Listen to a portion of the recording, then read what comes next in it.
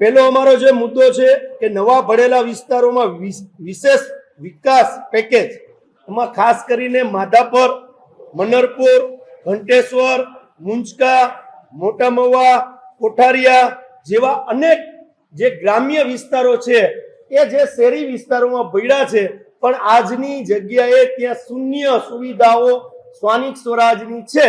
આજે પણ બંબાથી પાણી જાય છે.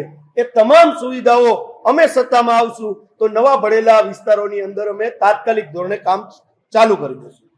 જે ઘરવેરાની વાત છે કે સમગ્ર રાજકોટની અંદર 70 વાર લગીના મકાનોમાં કોઈ પણ વ્યક્તિ રહેતો હશે એનો એક પણ પ્રકારનો હાઉસ ટેક્સ મહાનગરપાલિકા દ્વારા લેવામાં નહીં આવે. અને જે દસ્તાવેજ વાળા જે મકાનો છે એમાં પણ 50% રાહત આપની ચોથી જાગીરની હાજરીમાં અમે જાહેર કરીએ છીએ કે 50% વેરો અમે લેશું. 70 વાર લગીના મકાનોનો સંપૂર્ણ વેરો માફ કરશું. ત્રીજો જે અમારો મુદ્દો છે, ખાસ કરીને પાણી વ્યવસ્થા 15 મિનિટ આવે છે એ અમે 45 મિનિટ અને વગર મીટરે વગર ચાર્જે 45 મિનિટ અમે રાજકોટની જનતાને વચન આપીએ છીએ કે કોંગ્રેસનું બોર્ડ સત્તામાં આવશે તો 45 મિનિટ પાણી આપશું.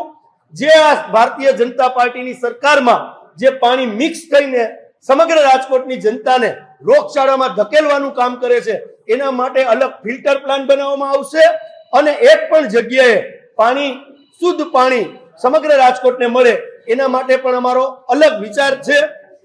ચોથો મુદ્દો જે છે અને એમાં વોટર ટાસ્ક બનાવીને આખું પાણીનું શુદ્ધિકરણ કઈ રીતે થઈ શકે એના ઉપર પણ અમે સત્તામાં આવશું તો અલગ બજેટ ફાળવવામાં આવશે.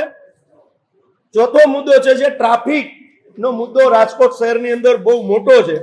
ટ્રાફિક અને પાર્કિંગ દરેક ઝોનમાં ફ્રી પાર્કિંગ સુવિધા ઊભી કરશું. પાર્કિંગની જગ્યાઓમાં જ્યાં દબાણ છે એ દબાણ મુક્ત કરાવશું.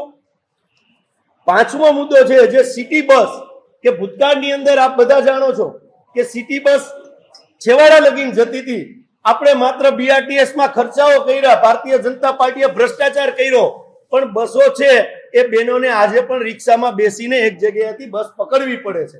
તો રાજકોટમાં જે મુખ્ય પોઈન્ટો છે ત્યાં લગીને બસની, રાજકોટ સિટી બસની સુવિધા જાય એ અમે જાહેર કરશું.